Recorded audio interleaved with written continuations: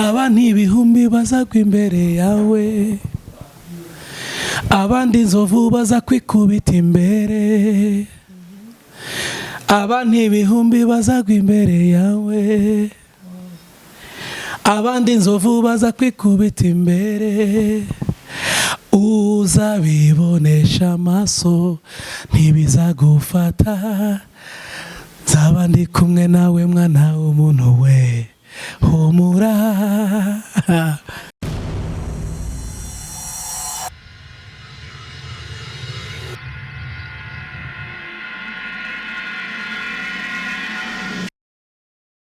Shalom shalom bakunzi ba Impano TV, ni Soso Ihad kuri micro. Ndabakunda cyane, musanze mubizi, turabashimira uko mubandanya kudukurikirana ibiganiro byacu bya Impano TV, mubandanya kugira subscribe, mukadukurikira ijoro no murango, tubabwira ngo Kristo abandanye kubagirira neza aho muherereye no mu byo muherereyemwo. Ndababwira yuko uyu munsi twabateguriye umutumire adasanzwe avuye mu gihugu cy'u Rwanda, nawe suyundi arashaka kubibwira, n'umugabo mwiza w'ijunja n'ijambo, ndazi neza ko mufite amatsiko yo kumumenya no kumenya ivyo akora. Ntimusamare, turi kumwe cyane. Karibu cyane. Murakoze cyane. Mazina nitwa Muhumure Confiance. Bakunda kunyita Confi. Ndi umuririmbyi, umukozi w'Imana, uye mu Rwanda, Kigali. Ndi umugabo ndubatse, mfite umwana n'umudamu. Sengera mu itorero rya Foursquare Gospel Church. Ndetse mbarizwa no mu matsinda atandukanye mu Rwanda, harimo nka za Alarm Ministries, Joyous Melody, nanjye ku giti cyanjye. Okay. Yes. Murakoze cyane, umuntu ashobora kwibaza iryo zina rye ibintu bimenga riragoyeho gato, nyibutsa. Confiance. Confiance. Umuntu ashobora kwibaza ngo mbega Confiance ni muntu ki yamaze kwibabwira, no muririmbyi akomeye cyane mu gihugu cy'u Rwanda, mbese arubatse, afite umwana n'umugore umwe. Nibyo Confiance ndakubeshaye, n'umugore umwe cyane. Murashaka kwibaza rero ati mbega Confiance yatanguye kuririmba ryari, umwuga wo kuririmba awukora gute, bimeze gute? Ngira urashaka kuduha nk'igicapo cy'ukuntu wewe umwuga wawe wo kuririmba uba uri kuna witwaramo. Ya, urakoze cyane. Mu by'ukuri natangiye kuririmba ndi muto, n'umwana. Urabona iyo abana bakivuka bafite ababyeyi bakijijwe, barezwa muri Sunday school y'abana, aho bigishwa ijambo ry'Imana, ndetse bagatangira no kujya bari mu turirimbo nyine tw'abana ariko two kuramya Imana. Uko imyaka yagiye ikura niko tubikuriramo, tugenda tuzamuka kugeza aho umuntu ahisemo kuvuga ngo bo baranyigishije ko ari abo twatangiranye batakomeje umurimo wo kuririmba, bagiye mu zindi mpano zitandukanye, na cyane mu gihe cy'imyaka ibishushe. Yes, ibishushe bitanguye muri Sunday school, mugakura mu myaka 18 haba ari impinduka ikomeye. Bamwe bahitamo kujya gukora ibindi, abandi bagahitamo ibindi, abandi bakabivamo, ariko twe turakomeza, turabandanya mu Kirundi. Hanyuma nsanga nyine impano yo kuririmba mu rusengero ndabikunda, burya impano igaragarira cyane mu rukundo ikunda. Biba ngombwa rero ko nkomeza kuririmba. Icyo gihe twabaga muri korali y'urubyiruko yitwaga Ushindi. Icyo gihe baza kuduhuriza hamwe n'abandi bakuru twakuze, imyaka yagiye yiyongera. Za 2010 turakomeza gutyo, turakomeza dusanga none twataye kuba abaririmbyi nyine babisobanukiwe, bazi ko bafite iyo mpano yo kuririmba, yo kuramya no guhimbaza Imana. Kugeza igihe nabaga mu itsinda ryitwa Hemani Worshipers International, yabarizwaga muri Louange Gikondo. Iyo Hemani niyo yahimbye indirimbo ivuga ngo nimetosheka na Yesu wangu. Yes, hanyuma bavuga ngo ushaka tuha gace gato cyane, nimetosheka na Yesu wangu, asifiwe milele daima. Oh la la, muravyumva ko na soso ihada arashobora kugerageza iyo ndirimbo nari ndayizi cyane kuva kera nahora ndanayiririmba. Urumva uyu munsi ndi kumwe n'umustar ari umwe mu bayiririmbye. Wow, that's amazing. Murashaka kubana nuko birakomeza, ubwo byagiye bigaragara nyine ko tubikunze tubirimo. Alarme ndumva narigiyemo mu 2017 nibwo tunagiye muri alarme, ndetse 2019 nibwo navuye muri Rwanje mumbarizwa muri Foursquare nagiye mu 2019. ubu niho turi gukora umurimo w'Imana. Hari abantu bamwe nka twebwe ngaha mu Burundi uvuze ngo Foursquare nayo tubuzi nk'akarorero nshobora kuba mvuga ngo mpora ndabumva canke harigenda bama video kuri YouTube nkabona igisirimba gikomeye cyane nkabona ngo Foursquare, ariko si benshi cyane bayizi. Mbega Foursquare ni groupe y'abaririmbyi canke Foursquare ni ministry canke mukora gute muri iyo Foursquare? Foursquare Gospel Church ni itorero. Okay. Yobowe n'umushumba wacu Bishop Masengo Fidel, yungirijwe na Revera Kanto, turi kumwana mu Burundi. Itorero riribarizwa mu Rwanda. Niyo tubarizwamo twese. Vyumvikane ngo uyu munsi uri umuririmbyi wo muri Foursquare Gospel Church. Okay, ni byiza cyane. Nimo ndirimba ariko ndo umuririmbyi w'amahanga. Igikoresho cya Kristo muri Yesu. Ndabyizera cyane, na cyane kumva ko watanguye kubikorera no kubikoresha ukiri umwana muto. Mbega umuntu ashobora kwibaza ngo wewe nk'umuntu w'umushinga naye nka wewe ungana uko onye, mbega urafise indirimbo ziwawe ku giti ciwawe wowe umaze kwiririmbira canke zose wagiye uririmba mu magroupe muri kumwe nabo mwakorana? Hari aho umuntu ashobora kugutora uri wenyine akavuga ngo hari indirimbo yanditswe n'uyu mushinga nahe, yakozwe n'uyu mushinga nahe, mashaka kuyumva? Yego, zirahari indirimbo na zanjye ku giti cyanjye nk'uko tubyita, ariko zo kuramya Imana uba warasohoye ku giti cyawe utazisohoreye muri alarme cyangwa ngo uzisohorere muri Hemani cyangwa uzisohorere ahandi hose umuntu yabarizwa. Zirahari rwose kandi nyinshi zitandukanye. Ashaka nko kuduha nk'akazi nari umuntu ashobora kugira amatsiko atureka nje kuri YouTube ndabe sinzi washatse kuzireba banajya kuri YouTube channel yanjye irahari. Confi Gospel TV niko yitwa Confi Gospel TV. Confi ivuye muri Confiance. Wow, ngaho ni sawa cyane byumvikane. Bazisanga kuri iyo channel kabisa, zirahari. Hari nk'ivuga ngo yabindi byangoraga Yesu yarabyikoreye ndamushima, imitwaro yose yavunaga Yesu yarayikoreye ndamushima. Wow, ngaho ni sawa cyane. Confiance ariko aratubwira akarimbo kamwe mu turimbo yaririmbye ngo Yesu yarabyikoreye ndamushima. Urumva ko ari ibintu biryoshe cyane. Mbega Confiance hari indi groupe wowe usanzwe ukoreramo? Kuko jewe umenga ndanumva ngo haje umuririmbyi akomeye cyane mu Rwanda yitwa Confiance, ntiwari wenyene. Isanzwe ari groupe bajya abantu mwazana, isanzwe ari groupe mukoreramo mu kuririmba canke muri kwera muririmbana mu rushengero gusa mwaciye muvuga ngo reka dusimbire mu Burundi tuje kubafasha guhimbaza Imana? Tumaze hafi byumweru 3 Burundi turi mu ivuga butumwa, twaratumiwe ariko buri wese twagiye dutumirwa buri muntu ku giti cye, ariko duhuza ivuga butumwa.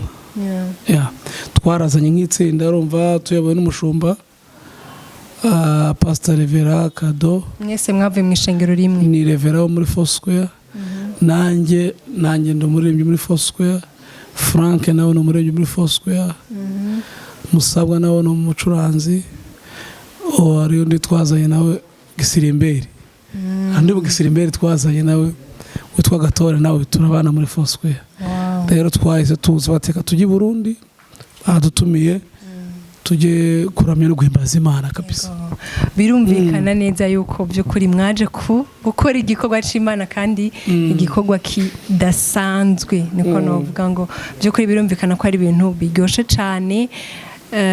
cane gose mbega umuntu ashaka kwibaza hari abarundi bashaka ko bari mu Rwanda akavuga ati ndakeneye kuja kuraba ubwo rusengero Foursquare rutumbereye hehe ndazi ko hari abantu nk'ubu bariko baradukurikira ndazi hari abakunzi bacu b'abarundi bakurikirana Impano TV bari mu gihugu c'u Rwanda ashaka kuvuga ati reka tuzosimbira aha hantu turabe abo barimvyi bakomeye cyane baje mu Burundi twumve uko basanzwe babayeho mu buzima bwa misi yose.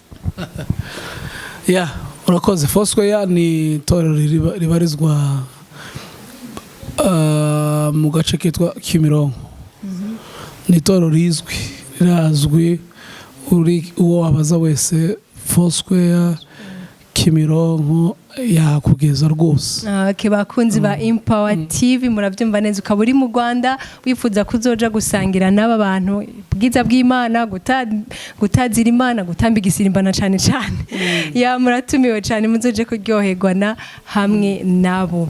Hari kandi kabazo gatoyi nari mfise kukwibaza ngo uri umuririmbyi navyumvise usanzwe uhimbaza Imana ufise n'amagroupe ukoreramwe ariko na cyane kumva ufise channel yawe ya YouTube umuntu ashobora kwibaza ngo mbega uyu muntu yoba afise nka mama amaze kuri gukora indirimbo nka zingahe watanguye ryari gukora indirimbo yiwawe ku giti ciwawe ego kuririmba indirimbo ku giti cyanye nabitangiye mu mwaka wa 2020 sanzwe nkorera amatsinda atandukanye mashora imbaraga zitandukanye ariko natekereje buryo umuntu aririmba ku giti cye indirimbo ze ku giti cye bimufasha kwihutisha indirimbo ziri muri we kugira ngo zigere ahantu henshi hatandukanye kubera ko mu itsinda bisaba processes nyinshi turabanza tujya hana twitonde dushaka wasanga biratinze biranagorana cyane iyo bariko barakorera hamwe kugira bagire icyiyumviro kimwe ariko iyo umwe birakorohera uyu munsi ushobora kuvuga ati ndumva ashaka gusohora indirimbo ukajya tuyandika ejo ukajya muri studio bikarangira wayisohoye ikahita igenda kandi indirimbo zirafasha abantu cyane usanga usohora indirimbo mu Burundi usohora indirimbo mu Rwanda mu isaha imwe ikabikwiriye ku isi yose ba bantu wihebye wa muntu ufite ibibazo bitandukanye indirimbo nivuga ubutumwa rikomeye rero mu 2020 nafashe mu kwa mbere nsohora indirimbo ya mbere ndetse ndakomeza na ubu ngubu maze gukora indirimbo zigera muri 5 indirimbo 5 nizo maze gukora muri studio ndetse zifite na video zayo zitandukanye ndetse n'izindi nkiri gukora ziri imbere zigiye gukorwa mu minsi mikeya iri imbere. cyane mwatubwiye ngo murubatse uri umushinga ntahe ufise umwana umwe hage ufite umwana umwe umukobwa mwiza afite imyaka ingahe mu kwa 9 ndibaza ari bwuzuza imyaka 2 3 hari abantu usanga bafise abantu ugasanga aracari n'umwana muto ariko ukabona ingabire yiwe mbega iyo uravye gakobwa kiwawe uhora ukaraba ukavuga ngo akaanye ndabona yuko kazoshobora kuntora muri kazoza usange nako nakaririmbye nka jewe canke ahubwo kanagusumbye kuko na Kristo yavuze ngo nimwanyizera ngo mushobora gukora ibirenze nivyo je nakoze mbega hari ukaraba ukavuga ati aka gakobwa kanje gashobora gukora n'ibirenze ivyo ndiko ndakora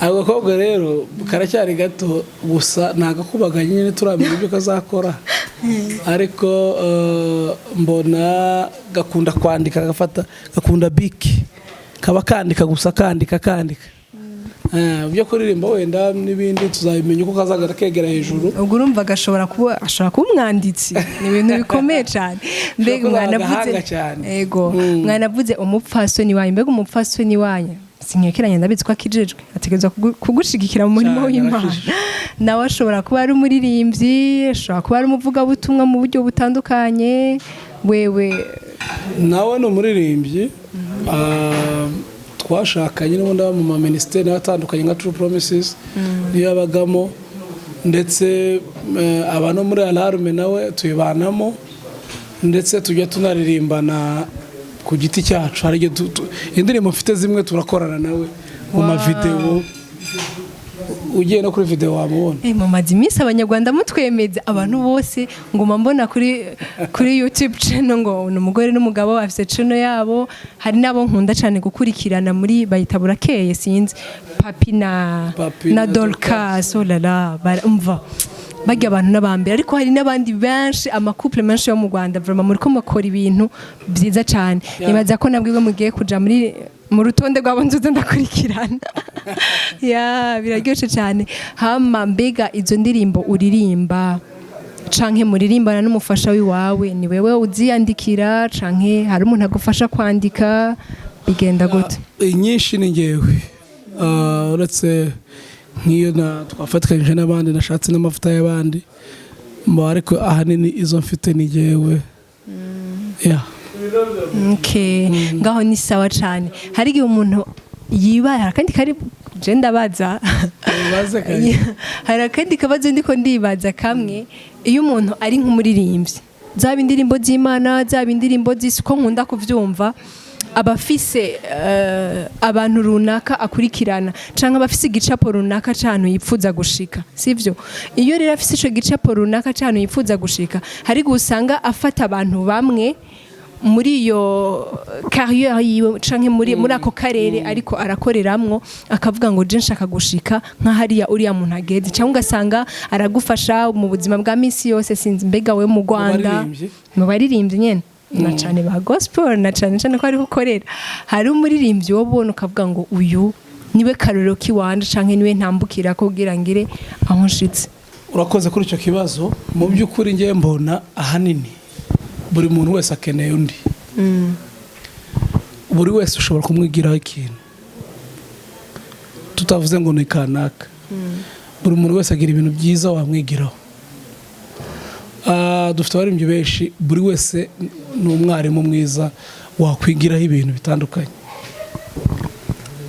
ibyo bikarangiriraho byarangiriraho ngaho hari ijambo nzi muri biriya numva nkunda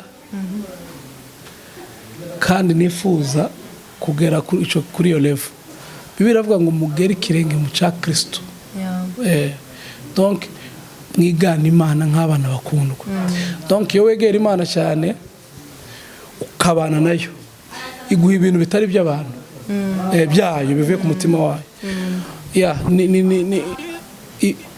urugero rwiza ndeberamo ni Kristo donc Bibiliya ukegera Imana amasengesho buryo uravoma nawe ushobora kwigana umuntu runaka bigashira nibyo akanya gato nubwo nabyo ari byiza ushobora kureba style uko bimeze ariko Kristo cyane niwe tugomba kwigana ndetse nibyo bifite imbaraga kurusha ibindi bintu abaririmbyi rero n'abakozi b'Imana hanini cyo kintu turacirengagiza tugasoma ibitabo by'abakozi b'Imana barangije gahunda yabo tukumva twaba nkabo bigashirira ukaba wasoma ibitabo bitandukanye ariko Bibiliya nico gitabo Imana yavuze gutya n'akanwa kayo gutya birandikwa bivuze ngo twiganye Kristo tugasoma ijambo ry'Imana tugasenga twakora ibintu birenze ibyo dutekereza yes ni nk'ubwo buryo nabivugamo by'ukuri ndabizi kandi iryo jambo naritahura cyane ko wanabyivuge ngo mwigane Kristo nk'abana mwigane Imana nk'abana bakundwa canke nk'abana bayo ikunda iryo jambo ndaryumva ariko nako mvuga hari tuba tunasenga mbese ni nk'uko nk'akarorero hari igihe umuntu akizwamo ugasanga arafise umuntu agenda aramushigikira kugira agira hashitse agenda aramufasha mu kirundi bavuga ngo ntawe uvuka rimwe ngo yuzure ingobyi ni kirundi sinzi ko avuga itahura ariko ugasanga urafise support runaka urafise umuntu runaka agushigikira mu vyumviro mbese ugasanga uranamurabiraho nico nari nashatse kukubaza cyangwa ugasanga ni n'umuririmbyi ukunda gukurikirana cyane ashobora kuba atari mu Rwanda canke mu kindi gihugu nico nari nakubajije nabyumvise ni nabyo nashubije nge nta muntu ufite umwe cyangwa babiri batatu oya aba gospel yaba ari iyo mu Rwanda yaba ari muri South Africa yaba ari muri Kenya abo bose ni abarimu n'abarimu bashobora kwigisha nkurikirana abantu benshi batandukanye benshi ntago mfite ngo ndavuga wenda ngo ndakurikira Joy Celebration yo muri South Africa cyangwa nkurikire ngo alarme mu Rwanda cyangwa abantu bose n'abarimu banjye. Donc abaririmbyi n'abarimu banjye umuntu wese mwigiraho. Umuntu wese indirimbo y'abatu umuntu akoze akantu keza ndamwigira akantu. Ni gute nagakora akaba keza kurushaho. Nibyo navuze nyine ko abarimu ari abo ngabo ndeberaho. Wenda hari umuntu ufite umuntu umwe gusaba abana bati wenda urugero muririmbyi runaka mwigiraho ikintu ngiki ni unyobora ukanyobora wenda akamfasha ngazamuka. Umuntu wihariye njye ntawe mfite ariko mbifatira muri rusange abantu duhorana muri gospel bose bafata nk'abigisha. Nabigisha mbafata nk'abigisha ku buryo buri wese mukura ikintu mwigiraho kizima. Ndetse navuze ngo ibyo ngibyo birenzeho noneho Kristo niwe mukuru wacu. Kristo niwe mukuru wacu dushobora kwigiraho ibintu bigakomera. Nabo ngabo nigiraho bose nabo babikura kuri Kristo niwe wavuze ngo tugere ikirenge muce. Murakoze cyane. Murakoze cyane by'ukuri ku kiganiro cyari kiganiro kiryoshe cyane aho wari kuratubwira uko wakuze canke aho ugeze. By'ukuri nibaza ko abakunzi ba Impano TV bashoboye kugira igicapo cy'uyu mushinga nayicaye ngaha anye icarico, kandi nibaza ko hari byinshi yabafashije. Ariko hari abashobora kuba bicaye ngabo kavuga ati rero uyu mugabo kwasa ubona kuri na bunene bavuga ati nibaza ko aririmba nkuko nyerangana ati afise ijwi. Urabiza amatsiko y'abantu na agenda nayo afise, mbese hajya wamponjeje mugabo ntiwaririmbye neza. Mu gusozera urashobora kugira akantu gato ukavuga tanze ca kindi nari mfise mu kantu gato y'icane kugira ngo bagire igicapo cy'ukuri by'ukuri cy'umuntu yari yicaye ngaha. By'ukuri nibyo tumaze iminsi turimba ni Burundi amajwi arasa nk'ayapfuye ariko reka tugerageze. Urabishobora ndabizi. Ari nk'indirimbo ndi busore muri iyi minsi mikigiye kuza ivuga ngo abantu ibihumbi bazagwa imbere yawe, abandi inzovu baza kwikubita imbere, abantu ibihumbi bazagwa imbere yawe, abandi inzovu baza kwikubita imbere, uzabibonesha amaso ntibizagufata, nzaba ndi kumwe nawe mwana w'umuntu we humura. Biraryoshe cyane ngo nzaba ndi kumwe nawe mwana w'umuntu. Ndirimbo iraryoshe nisoko kudutureke tuwe mu bambere tuyimenye kabisa. Ndumva izayishiraho bwa mbere cyane gose tuzobikora nuko kandi bashikire Impano abantu bakurikira bashikira ibiganiro n'imboneka rimwe. Hari ibintu abantu bacaho bino bintu bifasha abantu benshi batandukanye. Sanga umuntu wibereye muri Bangladesh, Afghanistan yo mu hasi kurikira ibiganiro bikamufasha. Abakozi b'Imana indirimbo bajya babikora bisharinga abandi bagenzi babo no kugira ngo bakuru barusheho gufashwa. Hari umuririmbyi umwe wacu watubwiye, umuririmbyi yitwa Ben tubara muri alarme, yatubwiye ijambo rimwe aratubwira ngo umunsi umwe yafashe gahunda. Hari umuntu wamwandikira bati indirimbo wahimbye yaramfashije nanjye kwiyahura. Nkunda kubivuga cyane karamfashije ako kantu nanjye kwiyahura, ariko kubera indirimbo yawe insubizamo imbaraga. Urumva none umunsi umwe umwuka aramubwira ati ntuzagira ubunebwe bwo guhimba ukagira ubunebwe, abantu benshi baziyahura. Donc icyari gutuma batiyahura ni ubutumwa bitume rero biyahura kubera ko batumvisha indirimbo zashize. Bimutera courage yo kongera guhimba cyane kubera ko indirimbo ujya usohora indirimbo ukayohereza ukabona nibisanzwe, ariko birakomeye bifite feedback ikomeye. Ni ibintu bikomeye rero abaririmbyi bagomba gushiramo imbaraga, ikindi bakabisengera bakabyitaho cyane kuko ntabwo ubutumwa bwacu n'ubwa nyiri ijambo n'ubw'Imana. Imana igaragarira muri twe, Imana igaragarira mu ndirimbo, ntabwo Imana igaragara gutya physically. Hari umunsi uzabona physically ubwo tuzasubira mu ijuru aho twaturutse, ariko muri ubuzima turimo muri transit birasaba ko abo yahamagaye atoranyije bahagarara neza mu mbaraga zikomeye.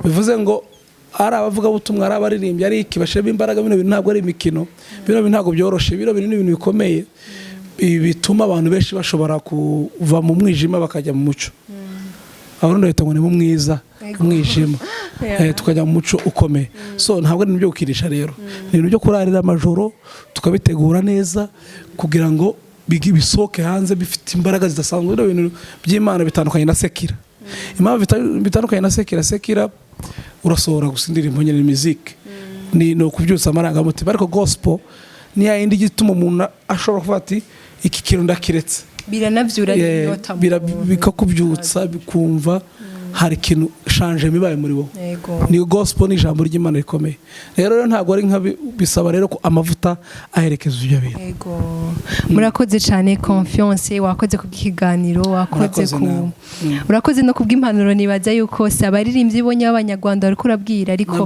n'abaririmbyi b'u Burundi n'abaririmbyi isi yose mbese uko muri ko muratwumva murabyumva ko ni impanuro ikomeye igihe uri kurategura indirimbo yiwawe ushiremwe ishaka ushiremwo inguvu ushiremwo ubikorana urukundo wumve ko hari benshi uri kurazana kuri Kristo by'ukuri ubikore wumva yuko hariho umuntu runaka ukeneye yuko agira havuye naho ashika rero confiance wakoze cyane kubw'ikiganiro wakoze cyane kubana natwe Imana ibandanye kukugirira neza mbese ngira urashobora kugira akajambo kanyuma ubwiye abakunzi ba Impano TV mbese ugacuna dusengera nk'isengesho nyene ry'umukozi w'Imana udusezera murakoze kutwakira mwagize neza kuri ibi biganiro ni byiza twakoze ikiganiro ciza cyo kuganira hejuru y'umurimo w'Imana icyo nabwira abadukurikiranye ni ugukomeza kwizera Kristo nkunda kwibwira abantu kwizera nibyo bizatuma tubaho na nyuma y'ubuzima sinzi mba mukumvisha